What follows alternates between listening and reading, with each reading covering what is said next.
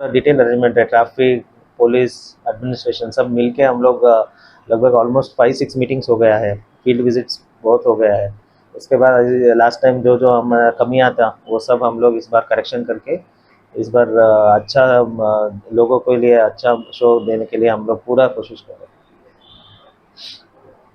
एक तो आपने देखा पूजा तो बहुत पीसफुली चला है, इस बार कुछ भी इंसिडेंट फ्री है। लास्ट ईयर जैसे इस बार भी अच्छा हुआ है, और हम लोगों का पूरा डिप्लॉयमेंट मोर देन 1350 TSR था। उसके अलावा CRPF एंड हमारे पुलिस मिला के 2000 फोर्स ग्राउंड में था। और सभी ऑफिसर्स पिछले 5 दिनों से पूरा नाइट पर सोया नहीं है। पूरा आप लोग भी देखा है, बहुत ही डिटेल सिक्योरिटी अरेंजमेंट, और इतना बहुत ज़्यादा क्राउड भी आया था, क्राउड मैनेज किया है। और कल हमारा लास्ट ये है मायर गमन का जो कार्निवल है, उसके लिए भी हम लोग बहुत ही अरेंजमेंट किया है, इस बार पूरा बैम्बू बैरिकेडिंग किया है। और आशा करते हैं वो भी पीसफुली हो जाएगा लास्ट टाइम जैसे। कुछ इंसिडेंट हुआ क्या? ना, अभी तक कोई भी इंसिडेंट नहीं हुआ, इंसिडेंट फ्री है।